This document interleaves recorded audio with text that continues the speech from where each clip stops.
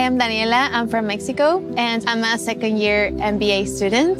I'm Marilyn. I'm from Lebanon, the Middle East. I'm a third-year SJD candidate. I'm Harsh. I'm from India. I'm currently a third-year PhD student in systems engineering. A professional degree is a growth opportunity. It's a degree you would want to pursue once you're done with your undergrad studies. Professional degrees are diverse in the United States. There's a lot of fields to choose from. I love studying a professional degree in the US because I love being in a country that values education and values intellect, and that will give you opportunities when you try and when you work hard. And I love being in a country where I feel hopeful for the future. The best advice I received when I was deciding for my program was to be authentic during the process. And the person who gave me this advice, it was actually my Education USA advisor. I am very grateful with Education USA because otherwise I don't think I would be here. So my professional degree is in systems engineering. I learned a lot of practical experiences from my program, and my professional degree is helping me gain the base knowledge that is applicable to multiple fields in the industry. The doors that an MBA opens in this country are way more and very different from the doors that they were open in a different place. The opportunities that I've gotten from studying here have advanced my career immensely in a very short period of time. My professional degree is an PhD in law. I was named an International Peace Scholar, and I was also offered to intern for a federal tax judge in Washington, D.C. So it gives me hope that it can be scary sometimes pursuing a postgraduate degree, but the U.S. has an abundance of these possibilities. Studying in the U.S. has definitely changed my life and given it a whole different sense that I would have never imagined otherwise.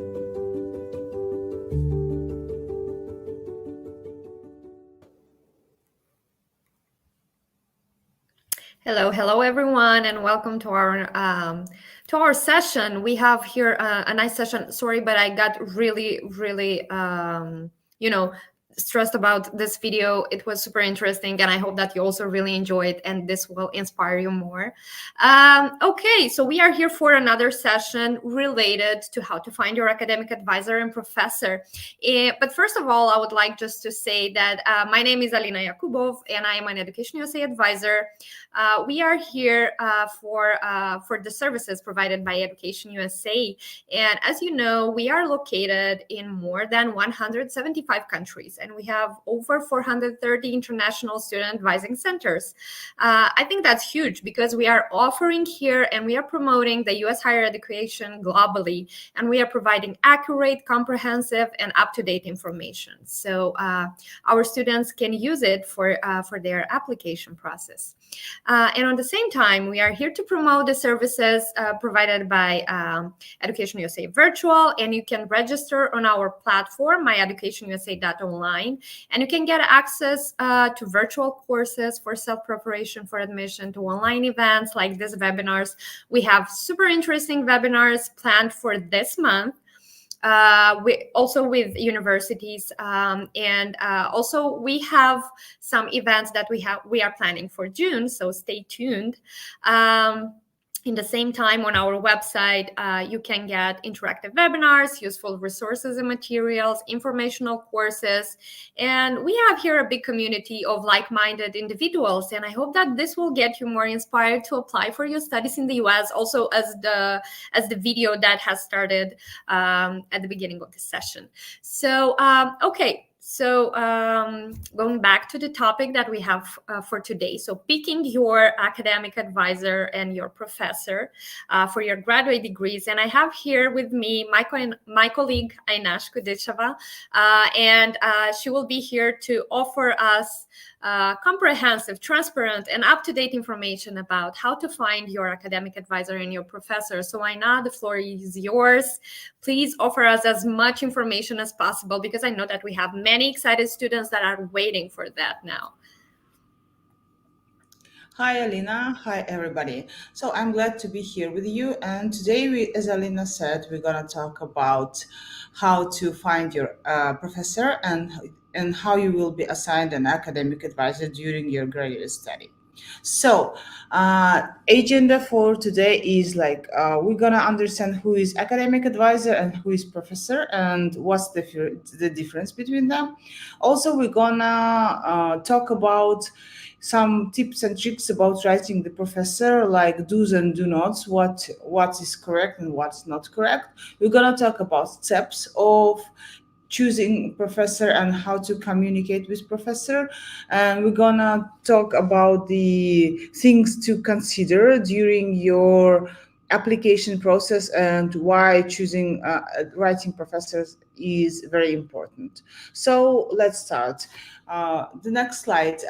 Today, so the most important thing during your application is understanding what you're gonna do, where you're gonna study, and the third thing is, of course, you should understand and you should be able to communicate with your potential supervisor or professor. So, what's the difference between professor or supervisor and academic advisor?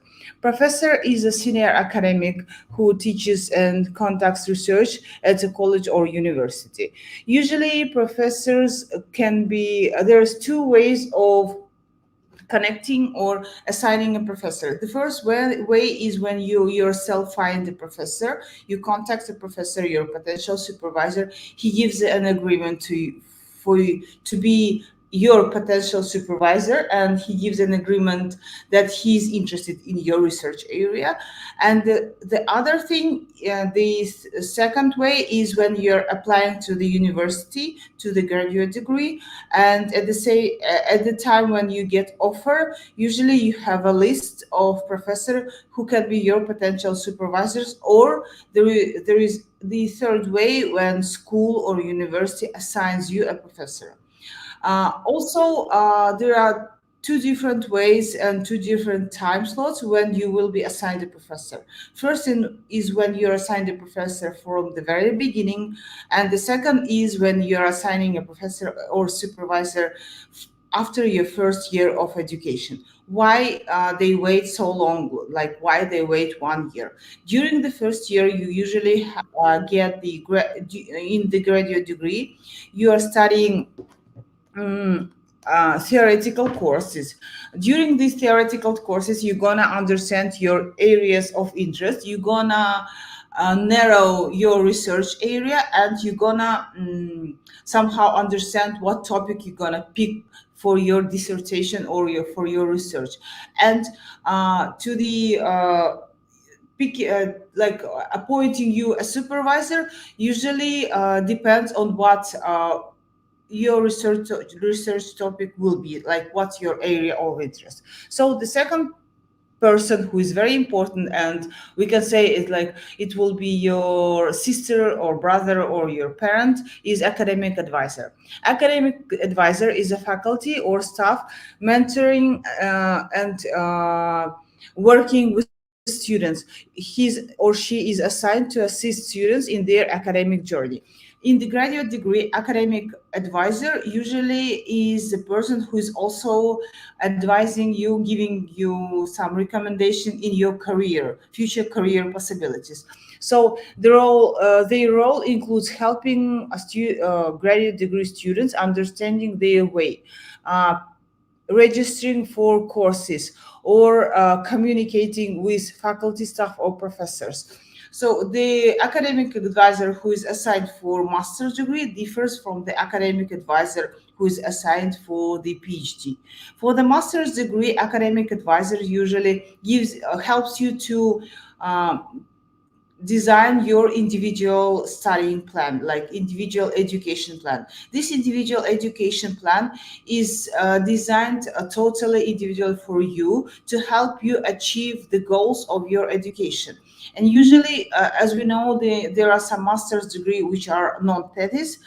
You will not have a professor or supervisor who will be assigned for you to write a dissertation. So you will have an academic advisor who will help you understand your final examinations and how you will complete your degree. Also, academic advisors can help you with the questions related to the area of education.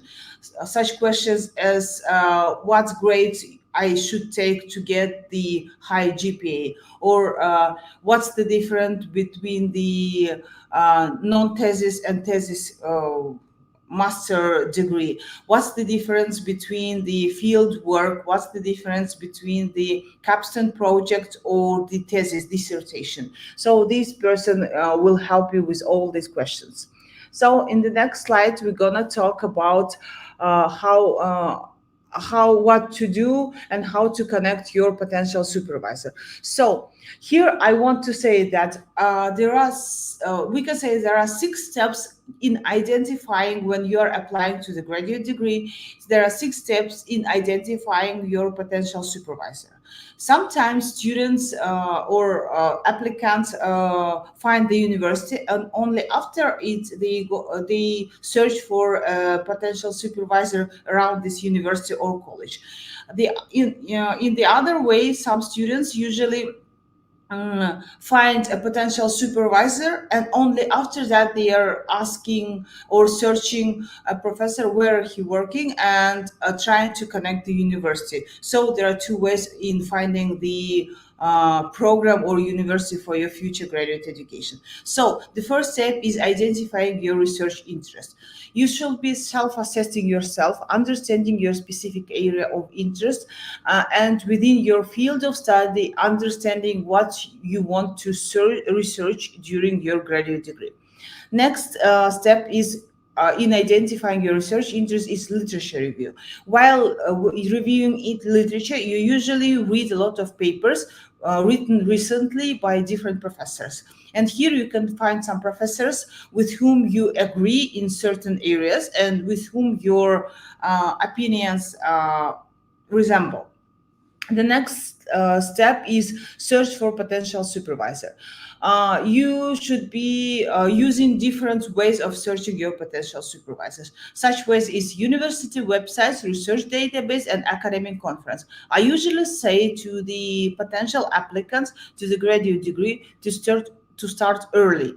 When I mean early, I don't mean a half a year ahead before you're applying. I mean like 1 or 2 years before, as during attending different conferences or different associations, you usually find people who are from your area of interest, who does the same research or who writes the papers which are interesting for you. And during these academic conferences or scientific conferences, make connections, make networking, do networking, find people who will be potentially supervising you. Before you're applying, if you found a professor who's interested in your research area and he's interesting for you, ask him if you could work on a paper together before. If you could make anything for him, like maybe analyzing literature, doing literature review, maybe finding some database. During this work, you will be the professor will get to know you better, so you will have a potential supervisor even before you are applying or decided to apply. The other thing is researching database. There are a lot of database for where you can find professors, such as Google Scholar, PubMed, or ResearchGate. I usually use ResearchGate. On the ResearchGate, you can find the recent articles of the professor in whom you are interested in. Next step is evaluating potential supervisor. You should understand if his publications are interesting for you and if he has funding. About the funding opportunity, you can look to the website, and in the university website there are sometimes information about potential funding of different supervisors. Next is contacting potential supervisor. So today we're gonna talk about how to contact your potential supervisor. There are some hints and tricks. For example, try to find the potential supervisor and write them earlier than September of the year you're gonna apply. Why? In the fall, for example, the application period usually starts for a graduate degree from September to December in PhD, for PhD. And you can imagine how many people, how many potential students are writing professors during this period. So looking to their email box and finding out that hundreds of emails, and not there is a very slight chance that the professor will gonna find your email or gonna look at your email or pay attention to it. So if you are writing them earlier a little bit before everybody are gonna write email, the chance for your email to reach the professors rises like twice or three times. So here we see the email from the applicant to potential supervisor. So in red, you see that this is a wrong email, and why it's wrong and why not to write such an email. We can say that it's very direct. Here we see that a person, Madina, is writing to the potential supervisor and directly asking him like if she can consult her, he or can consult her and help her, and if she has any chance of getting to the university or degree she is pursuing, applying to. So the supervisor, potential supervisor, will never answer your question if you can get or not get into the graduate degree, as they are not deciding. It's a person who only can tell you if he or she is able to be your supervisor in future. So on the next slide, we can see how we can write a good, we say, email to the professor. First of all, you should be telling a professor emailing the email should be concise. Should be very short. You cannot write an email for 4 or 5 pages. Nobody is gonna read this email. The first thing you're gonna say is that you are interested in this area of research in this program, and you should ask if she or he can answer some questions about the program or about the opportunity of supervising. On the next slide, we can see the questions. What questions you can ask for when you are emailing a professor for the first time. So the first question is if he's interested in the area of research, if he's making the same research recently, if he's not changing his or her research area. The other questions you can ask a professor if he or she is planning to take any students for supervising for the next year. Some professors can answer you that they are not planning to take any students due to lack of time, or due to their health issues, or due to the lack of funding. The other thing in the email which you can ask is if he can give you any contact of the department or of the office whom you can ask any other questions related to the application or to the funding opportunities.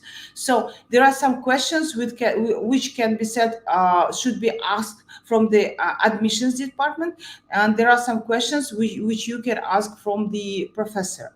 When emailing a professor for the first time, you can attach your CV. Never attach any project proposal when you're emailing your professor for the first time. Why not? Because if he has lack of time, if he doesn't have enough time to read, he will not read your project proposal. Some professors ask for the specific proposals. Some of them may ask you to send them any writing samples of yours. Some of them may ask you only to send them your resume or CV. So it depends on the professors. In the first letter email, you may include only your CV to see if your areas of research align with the professor. On the next slide, again, we can see also it's the end of the email. When you're emailing a professor, always be polite and uh, write thank you for the professor for taking time and reviewing your CV, looking at your email. Now, on the next slide, we can see that what to not to do to during while contacting professors. Not all professors will write you back. So what can happen? You can email two professors and can be waiting for their response for a long period of time.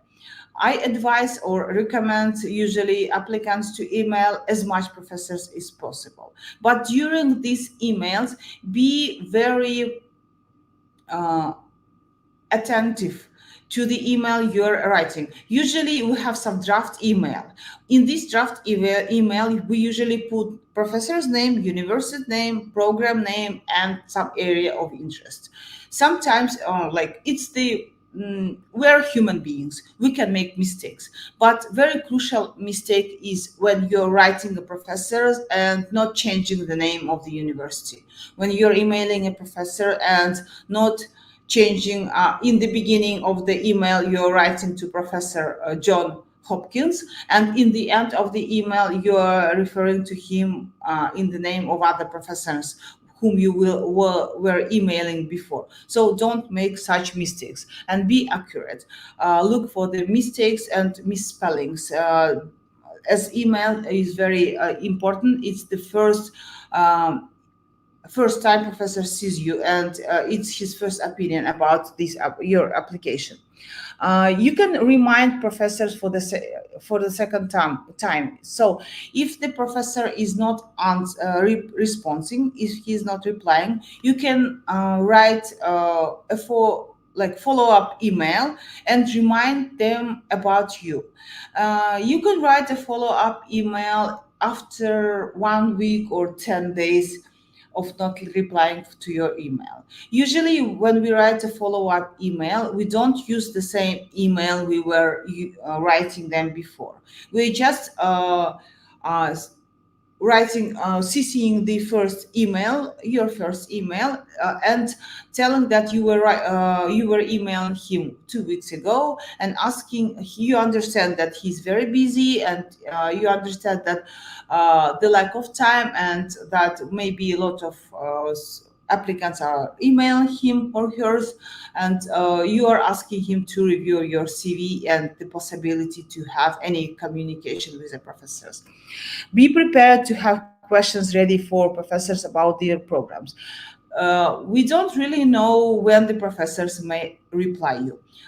Sometimes in the email, professors replying and telling you, asking you direct questions. Sometimes they may be uh, reaching you out and asking you if you can connect with them in Zoom like the next day. So be prepared to ask questions and be prepared to answer the questions professor may be asking you in the email, because there are some rules. You cannot reply to the professor after 2 days or you get an email. You have only 72 hours maximum to reply your professor, potential supervisor. So the next slide, please. During contacting to the professor, what questions you can be asking, sorry. During contacting to the professor, you can be asking, as I already said, if he or she is planning to take any students for supervision in master's or PhD degree. You may ask how many international students is there in his or her courses, or if he has ever supervising international students or interested in supervising international students.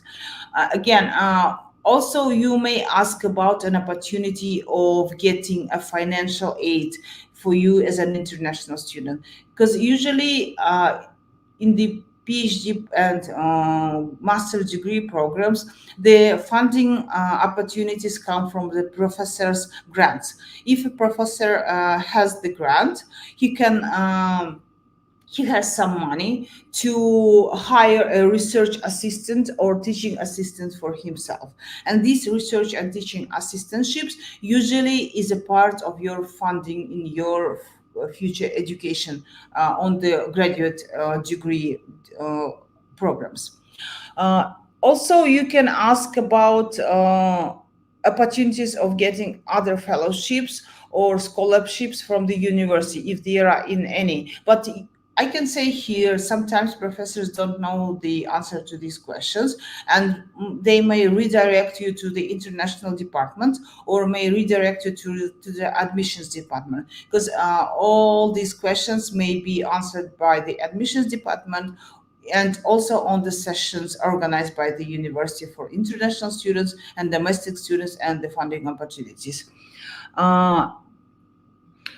Also, what else we can say? If the professor is not able to reply to your questions, and not telling you whom to contact, you may ask them any other contact information in the department and who may answer. Maybe there are an academic advisor who's potentially replying to the emails referring to the program. Also, if the professor may be emailing you and telling you that he's not interested in supervising any graduate degree students next year, or maybe replying you and telling you that your area of research is not close to his or her field, you may ask him if he can recommend any other scholars from his university whom you can contact and whose area of research close to your field. So also in the next slide where we can find, oh, sorry. In the next slide, we see that it's always situation when you're applying to the university, you are trying to find the best fit university for yourself. And you should be understanding that university and professors also are looking for the best fit graduate student for themselves. What's the best fit between the professor and the potential supervising PhD student or master degree student? The first thing is always is research area. So your areas of research should be very close or related to each other. The second thing is supervising style. Some professors are very how to say, nurturing in their supervising style. They will be connecting or they will be replying to your every email. Some professors are very democratic in their supervision. They may be giving you the freedom in your research, and they may be giving you any opportunity you want to show in your research paper. Some professors are not there very democratic. They are strict and very autocratic, and they may be asking you to stick to the rules they have. So what's good in the professors and schools' eyes is the strong academic background, and it's very good to have the previous research experience, especially for PhD programs. Also, the match between the student and faculty is very important due to the lack of places in PhD programs. Usually professors have 1 or 2 PhD students in a year, or maybe in 2 years they are gonna have 1 only PhD students, and they pay a lot of attention in picking very good, we can say, and very reliable student for their future research work. So the same way you want to find your best fit university and best fit professor, the same way the university and professors are looking for the best fit graduate students for themselves. So, and in the next slide, we can find the long list universities for yourself. So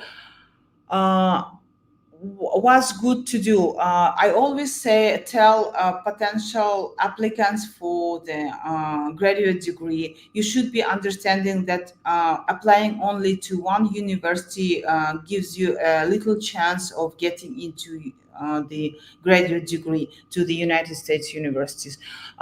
Try to make a group of universities. Try to have universities which can be set as top choice universities or your dream universities. Also, please make sure to have some universities which are mid-range, or the universities where you understand that like 80% you're fitting this university and 80% you're sure you can get into this university. And also have always the universities, as we say, a fallback schools or fallback programs. Those programs in which you are sure enough and you definitely are getting in. So what else? What other advice I can give you? Make sure that you are prepared for the communication with the professors. Make sure that you have project proposals ready for the professors. Sometimes professors may email you back, reply to your email, and ask you to send them project proposals. If you're not sending them project proposals in 72 hours and you're waiting to write it down, to clear it out, and you will be emailing them in 2 or 3 weeks or in a month, professors may forget about you. Professors may not be waiting for you to email them back. Also, be ready for the interview or Zoom call with the professor or his teaching assistant or research assistant.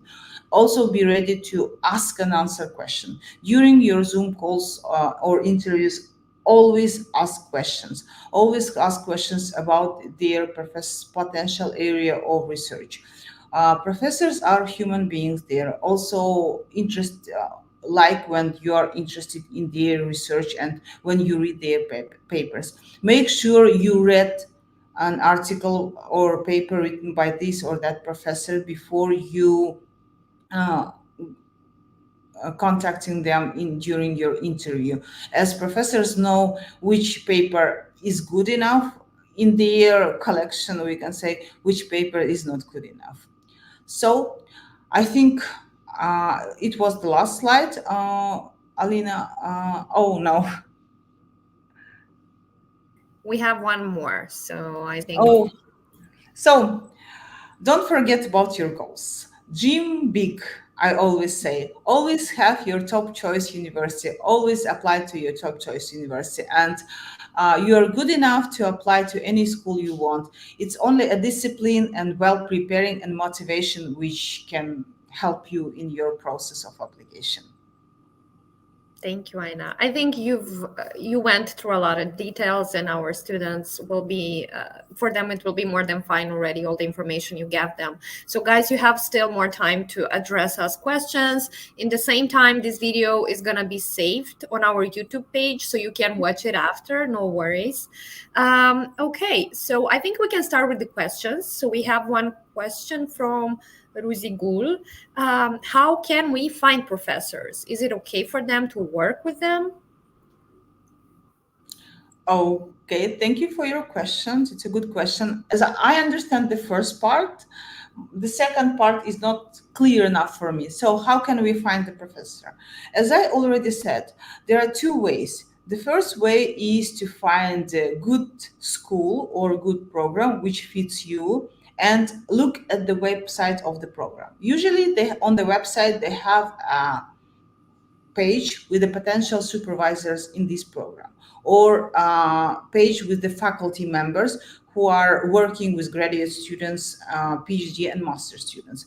The second way is to look for in the database as ResearchGate or Google Scholar for the articles, recent articles written by different professors in your research area, in your area of interest.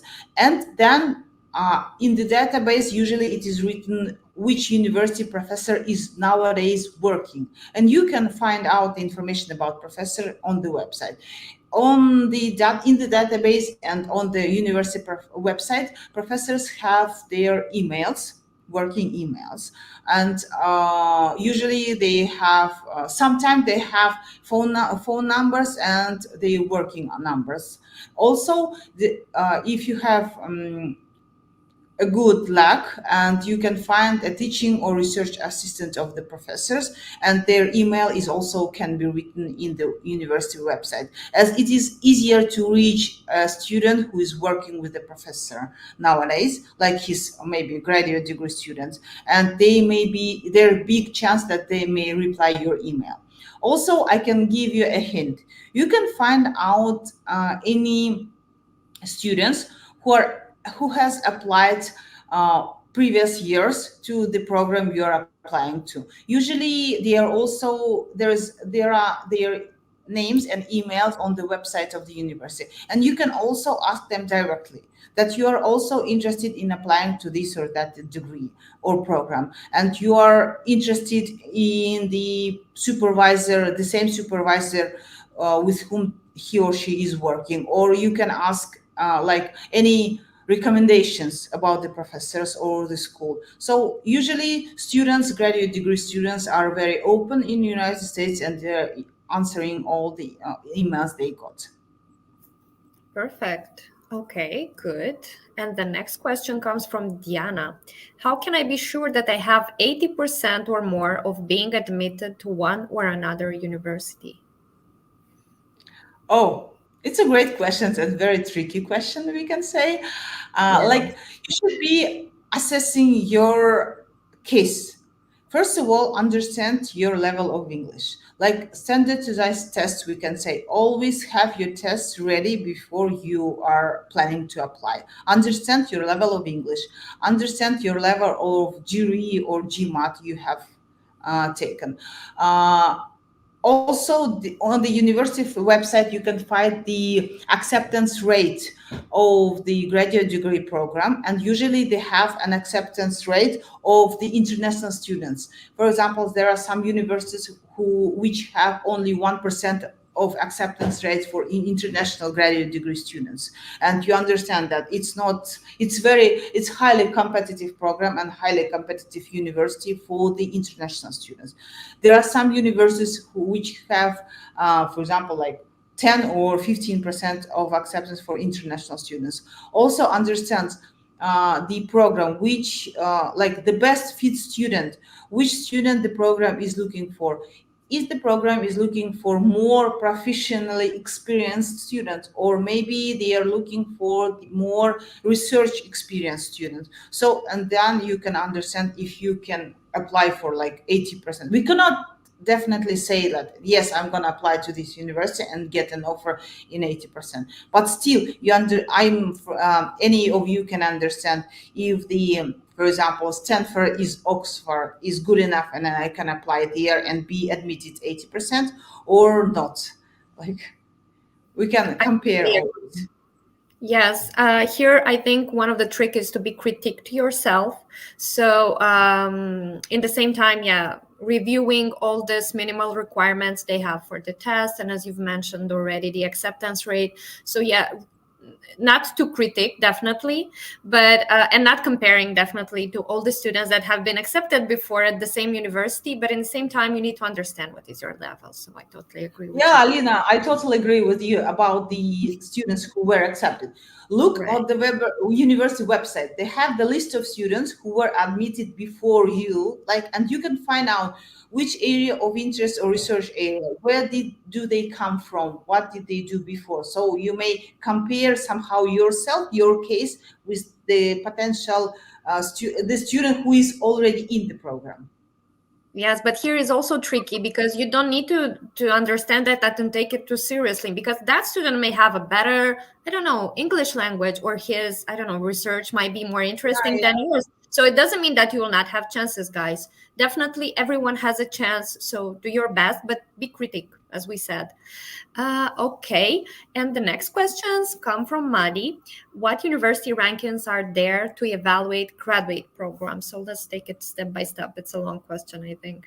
What university rankings are there to evaluate graduate programs? Higher education university ranking and American universities ranking are the two universities which are good enough to understand the university rank.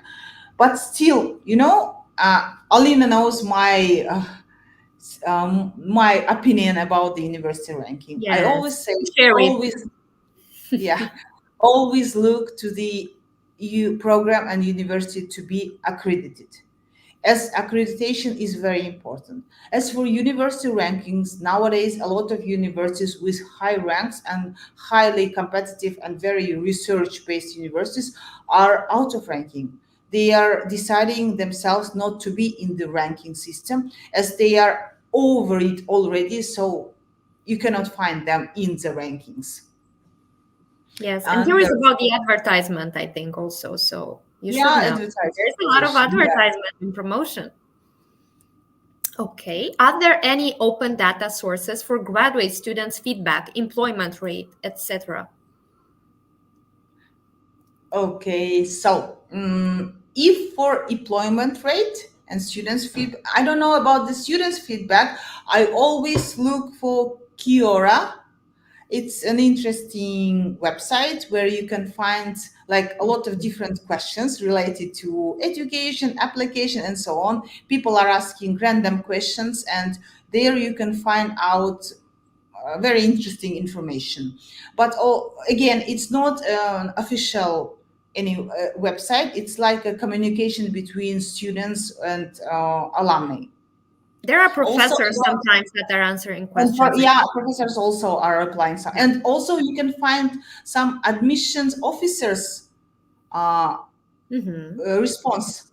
So it's very interesting. You can find some answers to your question I about the agree. employment rate. The employment rate usually is written on the official website of the university and the program, and you can definitely believe the what is written on the official website of the university and the program. They usually write the employment rate and acceptance rate for the domestic and international student, for like graduate students, bachelor degree, undergraduate students. Any information can be found on the university website.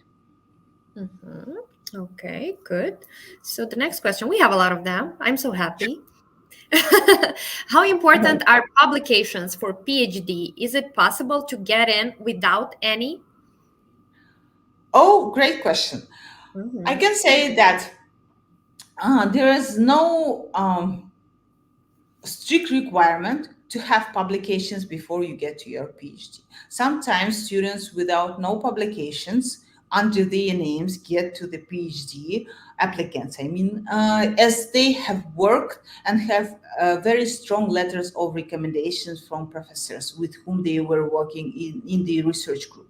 For example, student A was working with a very known professor in STEM field, and he was working in the laboratory and was doing this or that research for the professor, and professor is giving him a very strong letter of recommendation, and I again say the professor is very honored and very known in this area. So this letter of recommendation, I say, can be equal to 20 or 30 or 100 of research papers or articles written. So it's not always crucial to have your publications before you apply to PhD. But definitely, it's very important to have a good case before you apply to PhD, that you have good academic skills, good research skills, good writing skills, good skills of working in group or team, because you will be working in a group with a professor, not alone. So, like, and if you can show your skills, and definitely if you support the documents that are not just saying that you have this or that skill, but support your like opinion with the documents, it will be very good. Okay, great. Then we go for the next one. If I'm still a second year student, would it be better for me to adapt, so to speak, to the research work of the professor who interests me?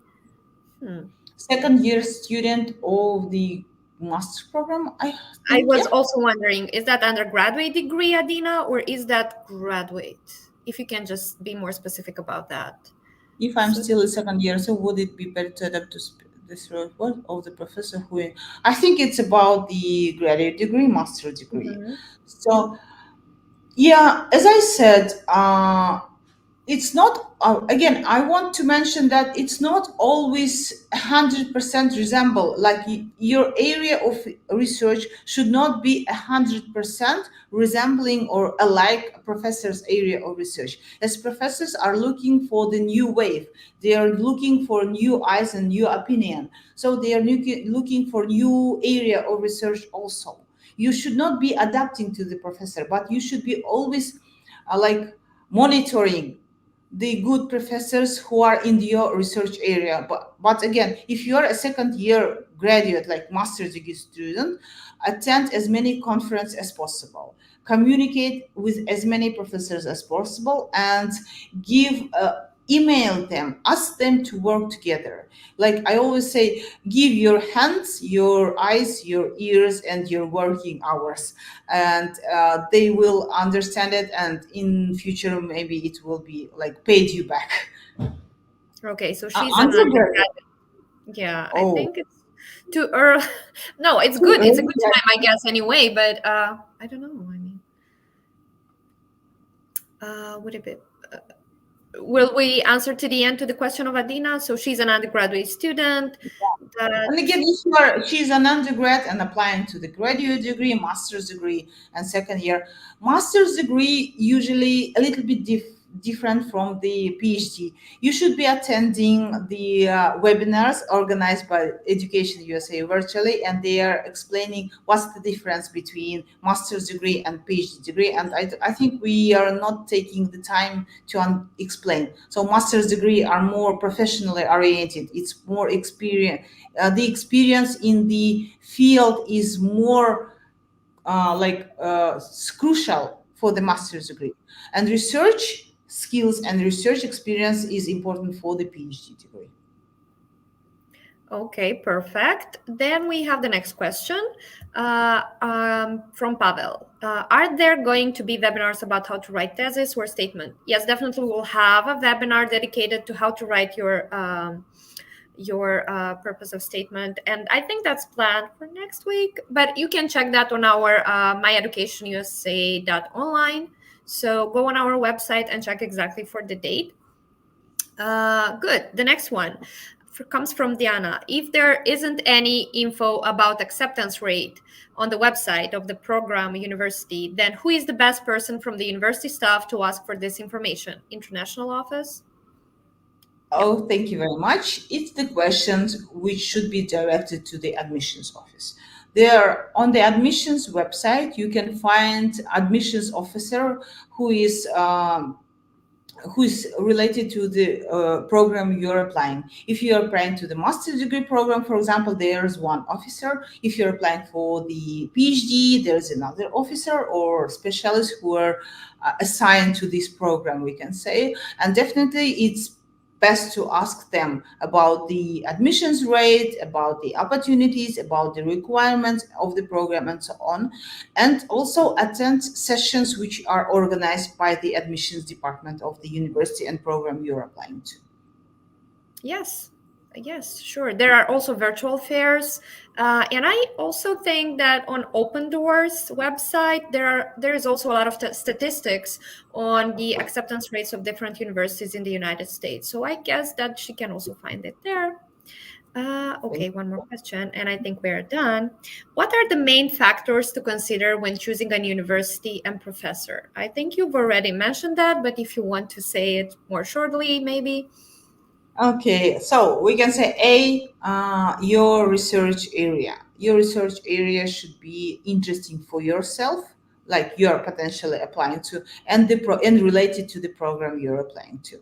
When picking university, again, there are a webinar, a great webinar. You can find it on the Education USA virtual website how to find your university or program. There are things to consider such as location, university accreditation, like ranking system, again, and the specific area. Some universities give an opportunity to have a specific program. For example, education in STEM field or digital pedagogy or digital education, designing curriculum in digital areas, so on and so forth. So look for the university websites to understand if you are interested in the program. And as for professors, usually after you are choosing your program or university, you can find a list, as I said, of professors, and you are starting emailing them and asking them if they are planning to take students next year and if they are interested. And then you will understand afterwards.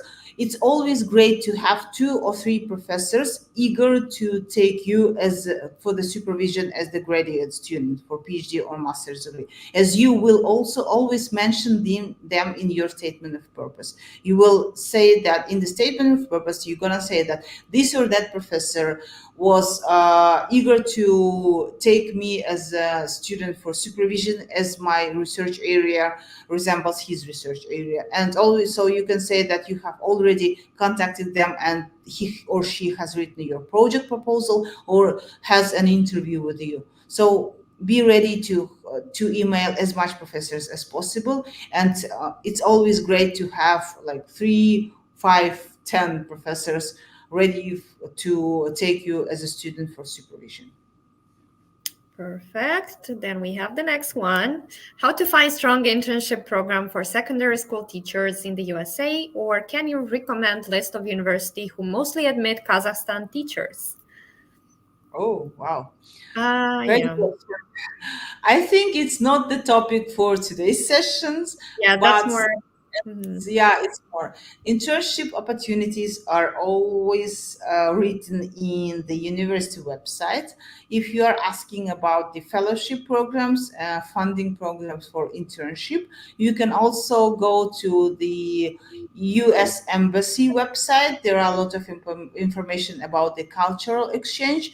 I know one program, I think it's Fulbright program, which gives an opportunity for teachers, secondary like school teachers, and undergrad, not grad, no, secondary, yeah, school teachers, I would say. I mean, like, I'm not, I was thinking about the system of education, school teachers, to have an internship in United States at schools of United States for half a year. As I know, but still, you should check the U.S. Embassy website. They have the culture exchange programs. Perfect. Then the last one is from Alia. Should we always email a professor before applying, or can we find them during our first year? Some programs have the requirements of you to be chosen by a professor. So a professor, 1 or 2 professors should be ready to take you as a student for supervision. It's the requirement. It can be a requirement of the program. If there is no requirement to pick the professor or to find the professor yourself, you still can apply to the program. But it's the same as with the optional IELTS or optional jury. No, there's no optional IELTS language score test.